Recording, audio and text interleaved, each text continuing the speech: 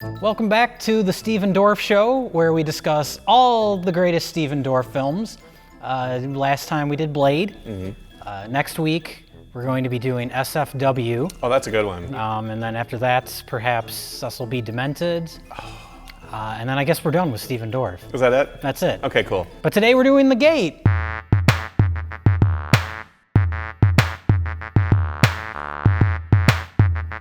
So The Gate. This is a movie, we're talking about spooky Halloween movies, and this is not one that really comes up all that often. Yeah, it's one that gets forgotten a lot, but it's very fun. It's perfect, yeah, it's the perfect Halloween season movie because, I mean, as a kid, it was terrifying. Yeah. I saw this movie when I was a wee lad, and it scared the shit out of me. It's not particularly scary as an adult, but it's still creative and fun. It's one of those things where it's tough to reevaluate and make sure that I'm not just connecting it to that sense memory of just like, I mean, the minions still kind of weird me out because there's that weird herky-jerkiness of them. Yes. But there's just generally kind of good atmosphere. Yeah. Good spooky atmosphere. Well, there might be a lot of people that aren't familiar with The Gate, so very quickly, what is The Gate about? Well, there's a family up in Canada somewhere, and there's a rotten tree in their backyard, and they have it torn down, as you should, but it turns out there's a gate to hell under there.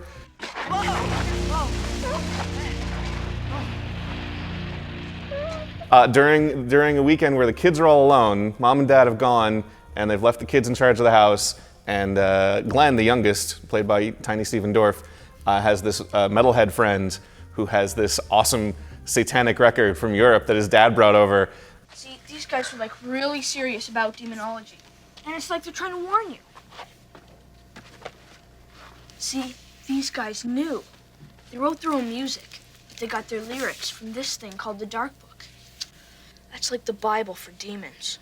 I didn't necessarily have those records because I wasn't really into like that sort of European power metal, but that stuff was around. Yeah. And there were a ton of, this is one of my favorite actual genres of the 80s, is just that the 80s horror movies, most of which, actually this is sort of the inverse, where a lot of them are, you play the record backwards and you summon the demons. Oh, yeah. Or it's all connected with heavy metal because heavy metal is all about, demons and celebrating the devil. But in this one, when you play the record backwards, it actually tells you the spell to close the gate. What's this? It's the album. Backwards. Which I don't know why that had to be backwards on the record other than just, metal. Because that's what you do, because that's metal. This may be the movie that introduced that concept to me, too. The idea of playing a record back to hear, like, evil messages or whatever. As a kid, I was captivated by that. Oh, me too. I mean, and it was so prevalent in, like, around that time. They were, like, for parents that couldn't deal with their metalhead kids, they would have, like, camps to, like, deprogram metalheads and just like, oh, God, how ridiculous. Over half of those songs, either the titles or the lyrics, have something to do with sex. So what? It's a popular subject nowadays. And not just with rock music. Well, that's true, but does that make it right? But this movie came out in the height of what was called the Satanic Panic period, and this is certainly a part of that. Absolutely. If we don't educate one another, it's going to be the crime of the 90s. Terry, this is a record album. But, you see, there are these songs that tell you about the whole ritual for opening the gate. We did it. What's the name of is it the Dark Book, or it's something really simple? It is the Dark Book, yeah. The Dark Book. The Dark Book. I love the backstory of that band. This is their only album, and after they made it, they all died in a plane crash. What I love about this movie is it understands kids in a way that a lot of movies don't. And it's weird to talk about this silly horror movie like that, but it really does, as far as like the kind of things that scare kids, the way kids talk. Well, first of all, I love that Terry's like a metalhead, but he's also a nerd. Yes. Oh, God. Which is not usually in a movie like this. You get one or the other. But you knew kids like that, well, didn't you? Yeah, exactly. I wasn't that kid, but I was friends with that kid. I kind of was. But I love that he tells, to scare Tiny Stephen Dorff, he tells him that story about the construction worker that got buried in the wall. Yeah. And like the kind of shit you tell your friends to scare them when you're a kid. Right. Yeah, you just make up stories and you're just kind of, yeah. But it's got that, it's got the good dynamic of the older sister, younger brother, and he's not ready for her to grow up, but she's getting towards that point and wants to be more with her own friends. You can relate to one of the three main characters. There's Tiny Stephen Dorff, there's the older sister, and then there's Terry, the neighbor. Quit calling me Al. My name is Alexandra. Well, aren't we gonna launch him? Well, you can do whatever you want. I've got to go. You see a whole lot of model rockets in this movie. Oh yeah. This kid is goddamn everywhere. obsessed with model rockets. There's scene after scene of him just staring at them. Yeah.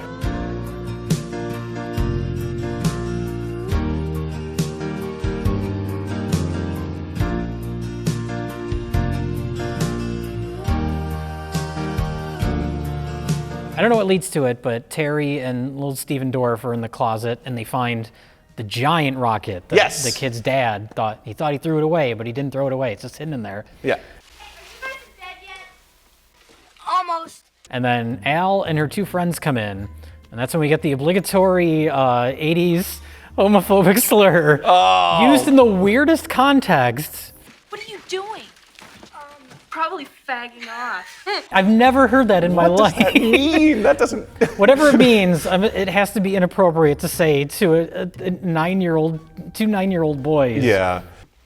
Fag. Hey. The other thing is actually the rest of the insults throughout that. I think it's that scene where it's just like suck my nose till my head caves in. Like that's creative for a little kid. That's pretty good.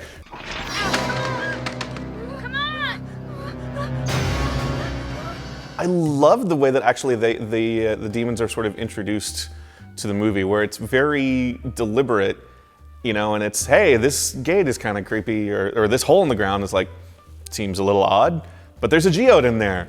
And then let's go look for more geodes. And then when the crack the giant geode open, which is like this, but there's no geode that's that large. And there like, is if it's huge. in a gateway to hell. I guess. But then when they crack that open, it gets the words that they need to continue opening the gate onto this like an Etch-a-Sketch thing. Yeah. Well, I love horror movies with a mythology to them. It's all in here. The hole. Okay. The geode. But yeah, I appreciate that. You know, again, it's got this template in the Dark Book where it's just, you know, Terry is able to point out to Glenn, just like, look at this, you know, here's the geode and here are the minions and here's this. And it's just, yeah, that's exactly what happens. Yeah, and it lays it all out in a creative way. It's not just like boring exposition. No, They at don't all. go to a library and look at an old book. Like the fact that it's in this metal album. Yeah. And that's what I like about this movie too, is they just kind of go along with everything. They just kind of believe this stuff as it's happening. Oh, sure. I love the scene when they're in the backyard explaining to the older sister. What's under the door? Hey, did you guys dig in that hole again? We accidentally summoned demons who used to rule the universe to come and take over the world. I appreciate that throughout it, like, Glenn is more worried about, he wants to call his parents, whatever, but he never tries to lie to Al, that's Yeah. the older sister, to like, oh, we didn't do this, like, yeah, we did that, Yeah. and it's fucked up, and help. Yeah. 'Cause Yeah, it's there's a too- lot of trust between the characters, because that's a Yeah. big aspect of the movie, is the fact that the parents are completely absent. Yeah. They hit the Stephen Dorff and his sister, their parents are out of town. The Terry character, his parents are, well, his mom's gone, they explain. His mom is dead, and then the setup of Terry's house is just perfect. And just like there's trash everywhere, like Dad's clearly always gone, Terry's mostly by himself. I love that in his room he's got a drum kit and a parachute that just has metal spray painted on it. It's just like, that's like what a 9-year-old kid thinks metal is. It's awesome.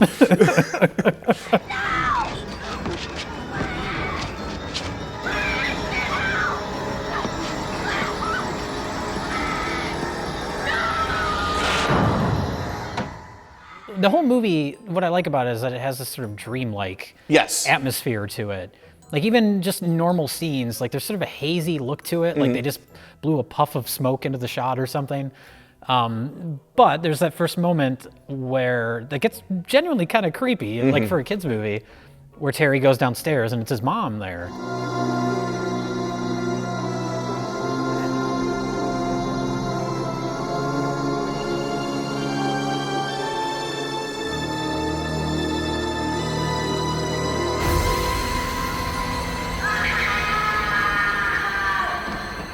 And it's the first example, it happens throughout the movie too, because they establish the parents are kind of absent.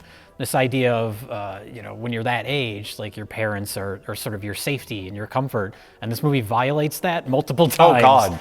Almost immediately, as soon as the tree is down, it seems like they're already starting to kind of bring that sort of all of this is happening in their heads. Yeah. Well, even sort of before that, thing. the opening of the movie. Oh, when yeah. He's riding his bike down the street. He goes into his house. Everybody's gone. There's a full meal on the table for everybody, but just like nobody's there. And that's how you know it's shot in Canada too. Is a big old bottle of brown sauce sitting on the table. I didn't even notice that. Oh yeah. But yeah, just simple building indicators of, hey, there's something not right. Hey, there's something really not right. Yeah. Oh shit, something's gonna come out of there. Yeah, it's kind of like what we talked about Eraserhead, how it sort of eases you into the world. This is obviously a much different movie than Eraserhead, but it does that same thing where, yeah, it starts off kind of subtly surreal, and it escalates, and things get crazier. Yeah. And then by the end, it's just like madness.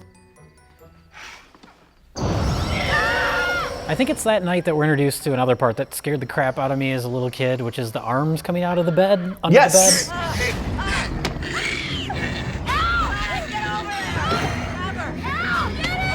I remember, probably because of this movie, when I was going to bed at night, I would flip the light switch off and jump from that corner of the room to my bed.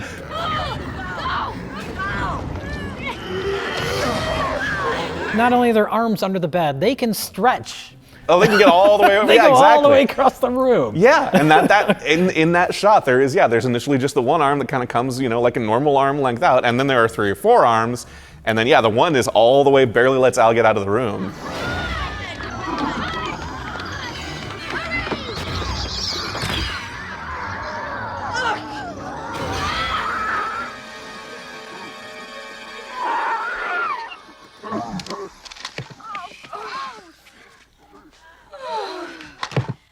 Finally, they discover one of the minions. They're so great. That's one thing, effects-wise, that they did a really good job on, was there's a lot of forced perspective that works fantastically. Well, it's so great. There's a couple shots where they're little rubber puppets, and they look like rubber puppets. Yeah. But then there's other shots where they have so much movement, because, it's guys in suits. Yeah. And they do forced perspective, which I guess if if someone doesn't understand, it's, let's say you have 2 people next to each other, you want to make one look bigger, you have them get closer to the camera. Yeah. Simplest old school effect. They used it in the Lord of the Rings movies. Yeah. And it's used so well here. There's a shot later on. It's still amazing to me, this shot, where there's the guy in the wall, the zombie guy in the wall. Yeah. He falls straight forward, and when he hits the ground, he just turns into a bunch of minions, and they're all scattering around. So good. And they're in the same frame with the teenager, with the kids. And it's all done in camera. Yeah. It's amazing. Yeah, it's just it was clearly they shot it with the speed low, so there's a quicker movement, and it's just the overwhelming feeling. Yeah. Yeah, it's very odd. The first thing that happens when they discover the minions in the backyard is they run out the front door. Mom! Dad!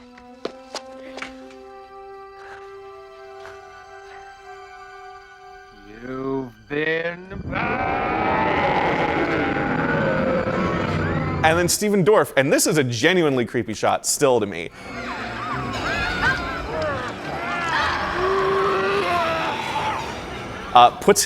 Basically puts his hands through Dad's face, and then like milky water pours out, and it's just like, oh, whoa, that's not right. That's the second instance of kind of violating your relationship with your parents at that age. It does a really smart job of just getting you stuck in that house, in that one location. Right. And without saying like, we can't get out, we're stuck here. Like, you just find out that you're stuck there. Yeah. Well, especially at that age too. Like an adult would be like, let's get the fuck out of here. Yeah. But a kid, you don't know anywhere but your house. Where are you gonna run to? You gotta go to Terry's house? Fuck, no, you can't get there.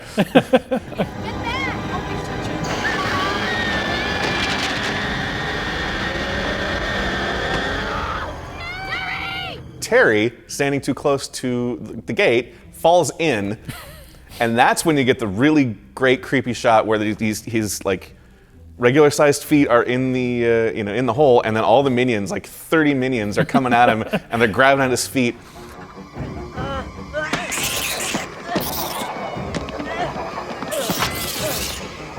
He stomps on one, and they've got the speed super cranked down, and it just like starts like freaking out. Yeah, like, it's so bizarre because he stomps on it and you expect him to like squish it or something. Like I think of like a Gremlins type scene where it's like, oh, here's the gross part. But he doesn't squish him, he just makes him flip out. Yeah. What I like about that scene too is there's a few times throughout the movie where, when I say, again, like I mentioned, how this movie kind of really understands kids, is like, what is a kid going to do in these situations? And they're going to use things they know or things they understand. So it's like in that scene, they throw down like an old swing to help get Terry out of the hole. Later in the movie, there's the kind of ghoul version of Terry that sticks his head out of the closet. Like And the sister uses a Barbie doll to stab it in the eye. And then of course the rocket comes into play at the end. So it's all these like relatable kid things, and that's what they use to combat the threat.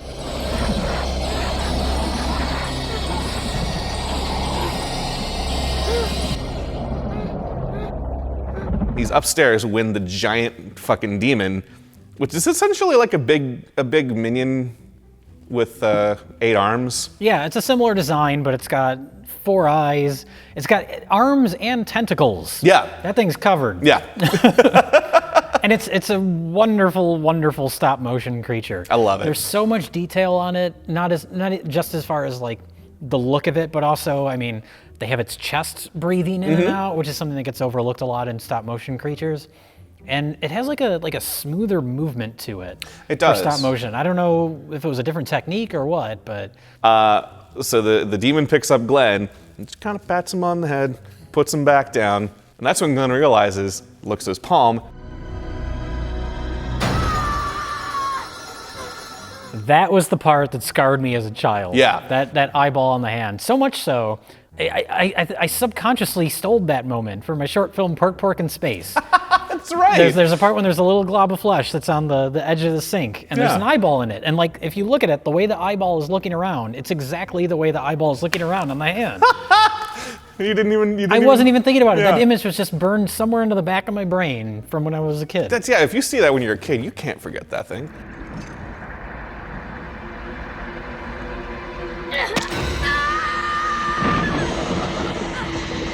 That's like the one thing in the movie that's not set up. That's just sort of a creepy vision for its own sake. Yeah. Yeah. That's good for the atmosphere, and it's not, it's not egregious. No, and it's the image that stuck with me more than anything else in the movie. So. Yeah. Basically, like the way you defeat the demon is with love and light. But that's when Glenn realizes that the conduit he has to that is his sister's love. Their shared bond is the fucking model rocket. And they somehow managed to introduce all that without it feeling schmaltzy. No. It doesn't feel like schmaltzy, condescending kid movie crap.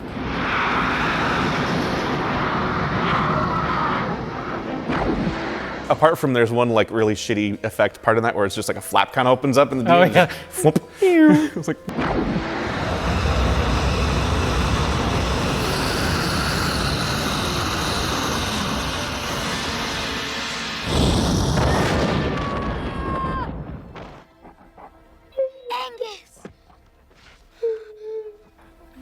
No, Angus didn't die. No, Terry didn't die. Al didn't die. They're fine. They were just over here. The thing I like though is that in another like movie aimed at younger audiences, they probably have everything go back to normal. Yeah. Like the house would go back to normal, the staircase would fix itself, and everything would be fine. But at the end of this movie, that house is just completely fucked. But yeah, it's just kind of it's a good reset in terms of the things that really matter, and not a reset in terms of the things that wouldn't make sense. Right. And that's kind of a good sort of wrap up of the whole movie, where it's good about the things that matter, and it doesn't do a lot of things that don't make sense. Yeah. Simple as that. Now the question is, would this movie hold up for someone that didn't watch it when they were a kid? Someone that's an adult now? Yeah. Probably not. You don't think so? Maybe. I think it would, because it, unlike a lot of kids' movies, it doesn't feel like a movie that was just aimed at kids. And kind of has that sort of cynical adult, like, this is what kids want to see. It's like you can watch it as an adult and it reminds you of what it was like to be a kid and what scared you as a kid. But this one, there's those elements, and there's just the creativity, the filmmaking, the visual effects. No, I think if people are, if number one, people are generally interested in horror movies, or in just number two, movies in general, they'll find a lot to appreciate here. I'm just trying to think of just like the average person that doesn't, it's just like, wants to watch a horror movie because it's October. Yeah. And they're probably going to be too cynical to really let themselves fall into that world. Maybe. Is my general thought, not my hope. My hope, well, honestly, I see what you mean there. It's not a kids movie, it's a family movie. It's what I like to call a gateway movie. Yeah. Which is like a movie that like Gremlins or something like that Yeah. a younger person can watch. That's, a little bit of an edge and might scare a smaller kid, but gets you interested in horror. And we don't have a lot of movies like that now. No, we had not at all. Krampus last year. Which, have you seen Krampus? No, so we talked God. about that. I still haven't seen it. Krampus is so great, but that's the first one in forever that kind of had that same feel. Okay, that's good. That's good that they're still We need around. more movies like that. Yeah, for sure. We need more movies that a kid can watch, but still features a small boy ripping off his dad's face. Fun fact, do you know what movie opened the same day as The Gate in 1987 or whenever this movie came out? I do not. 3, 2, 3, 4, 4, 2, 3, and. These men are pawns. I put a price of 20,000 dirham on their heads. Next, they will be hailed as the two messenger of God. They were just a couple of songwriters who came to Ishtar to break into show business. It's Ishtar! Oh, God! and The Gate kicked its fucking ass. Oh, yeah.